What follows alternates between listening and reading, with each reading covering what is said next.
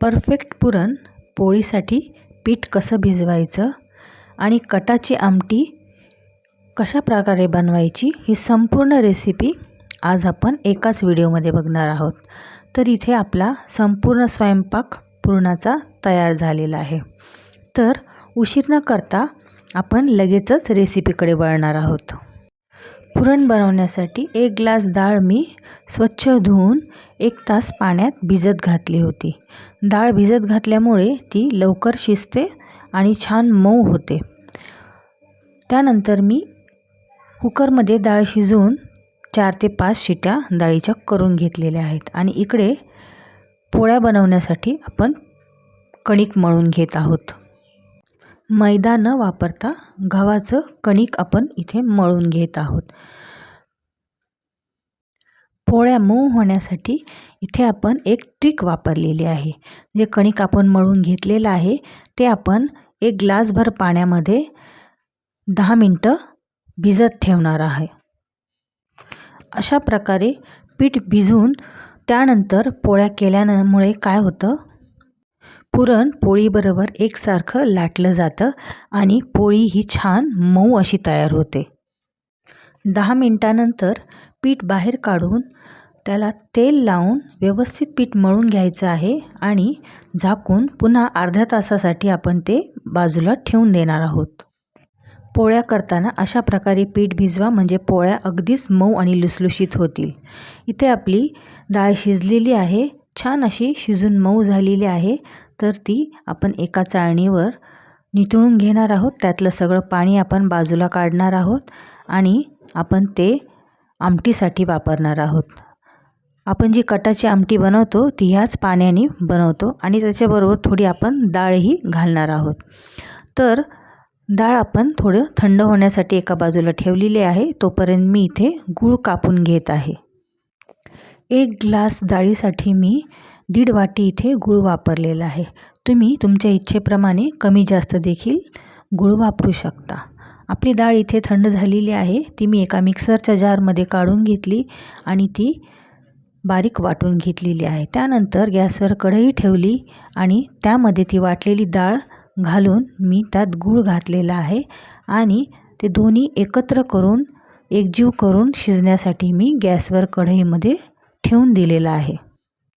गूळ आणि डाळ सोबत शिजवून नंतर वाटण्यापेक्षा डाळ वाटून घेतली आणि त्यानंतर गुळाबरोबर ती शिजवली तर पुरण अगदीच छान होतं आणि त्रासही कमी होतो।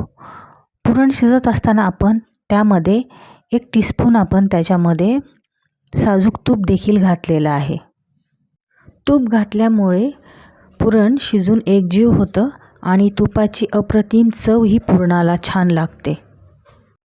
पुरण शिजत असतानाच मी 1 इथे टीस्पून बडीशोप घेतलेली आहे, पाव तुकडा मी जायफळ घेतलेला आहे आणि 7 ते 8 मी वेलदोडे घेतले आहेत। हे साखरेबरोबर वाटून आपण त्याची पावडर करून घेणार आहोत। आपली पावडर इथे वाटून तयार झालेली आहे, ती आपण त्या पुरणामध्ये घालणार आहोत। जवळजवळ आपलं पुरण शिजतच आलेलं आहे आणि ही पावडर आपण ह्यात लगेचच घालत आहोत। ही पावडर घातल्याने पुरणाला छान सुगंध येतो आणि जायफळीमुळे पुरणाची पोळी पचण्यासही हलकी होते। तर एकत्र करून आपण ही पावडर आणि पुरण सर्व एकत्र करून ते आणखी थोडंसं शिजून आपलं पुरण इथे तयार करून घेणार आहोत। तर अशा प्रकारे आपण इथे पुरण बनवून घेतलेलं आहे। आपली कणिकही इथे तयार आहे, पण पुरण थंड होईपर्यंत आणखी 10 मिनिटं तेल लावून आपण ती झाकून ठेवून देणार आहोत। इथे आपलं पुरण थंड झालेलं आहे, तर लगेचच आपण पोळ्या करण्यासाठी घेणार आहोत। पिठाचा 1 उंडा घेऊन आपण व्यवस्थित हाताने गोल आकार करून वाटीसारखा त्याचा आकार करून घेणार आहोत आणि त्यात पुरण व्यवस्थित 1 उंडा घेऊन आपण पुरण देखील त्याच्यात व्यवस्थित मधोमध भरून एकसारखी आपण पोळी लाटून घेणार आहोत। पोळी अशी व्यवस्थित आपण हाताने फिरवून घ्यायची आहे आणि मग ती लाटायची आहे। पोळी आलटून पालटून एकसारखी लाटून घ्यायची आहे। पिठासोबत तुम्ही पोळी लाटू शकता किंवा तुम्ही तेल लावून देखील पोळी लाटू शकता। पोळी हलक्या हाताने अगदी एकसारखी पुरण पसरेल ह्या हिशोबाने आपण लाटून घेणार आहोत. इथं गॅसवर आपला तवा तापलेला आहे. आपण पोळी लगेचच तव्यावर भाजून घेणार आहोत. एका बाजूने पोळी अलगद उलटून आपण दुसऱ्या बाजूने ती भाजून घ्यायची आहे. त्यानंतर आपण एका बाजूने एकदा आणि दुसऱ्या बाजूने एकदा असं त्याला तेल लावून घेणार आहोत.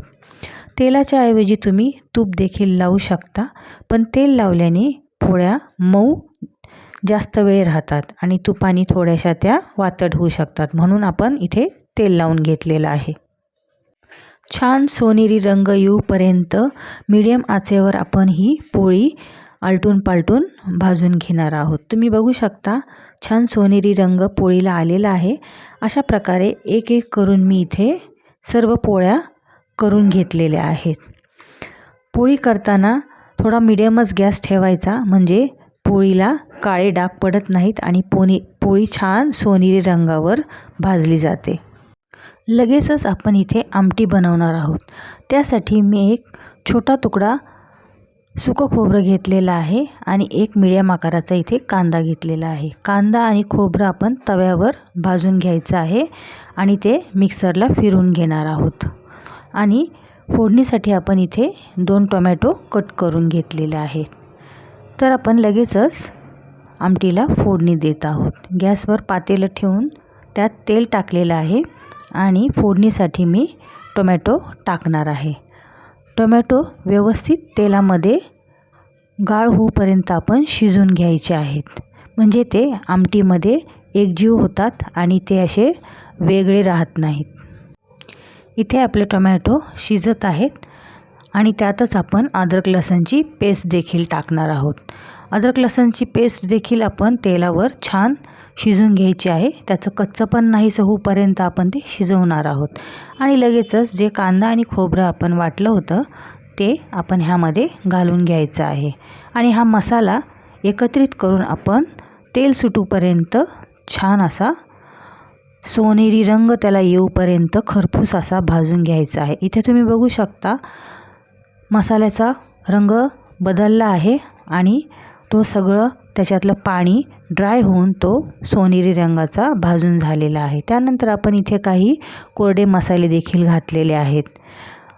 लाल तिखट, काळा मसाला, धने पावडर आणि थोडासा गरम मसाला, हे मसाले मी इथे घातलेले आहेत. आणि त्यानंतर जे मी डाळीचं पाणी घातलं होतं, ज्याला आपण आळण म्हणतो, ते त्याच्यात घालून घेतलं आणि आमटीला इथे फोडणी देऊन घेतलेली आहे. मसाले तुम्ही तुमच्या चवीनुसार कमी जास्त तिखट ह्या हिशोबाने घालायचे आहे आणि त्या हिशोबाने तुम्ही आमटी तयार करून घ्यायची आहे. आपली आमटी तयार झालेली आहे आणि त्यानंतर आपण इथे लगेचच गुळवणी बनवत आहोत. गुळवणी आपण गूळ अर्धा कप मी पाण्यामध्ये कापून घातला आणि तो शिजण्यासाठी एका बाजूला ठेवून दिलेला आहे. आणि इथे लगेचच मी भज्याची तयारी केली होती, तर आपण भजे देखील बनवून घेणार आहोत. भज्याची वेगळी रेसिपी मी टाकणार आहे, तर ती तुम्ही नक्कीच पहा. तर आपली आमटी झाली, गुळवणी झाली आणि भजे देखील इथे छान असे सोनेरी रंगावर इथे तळून मी घेतलेले आहेत. अशा प्रकारे पुरणाचा संपूर्ण स्वयंपाक आपला तयार झालेला आहे. मस्त गुळवणीवर साजूक तुपाची धार, भजे, कुरडई, पोळ्या, आमटी, भात असा संपूर्ण आपला पुरणाचा स्वयंपाक इथे तयार झाला आहे. तर कसा वाटला नक्कीच कमेंट करा आणि लाईक करा.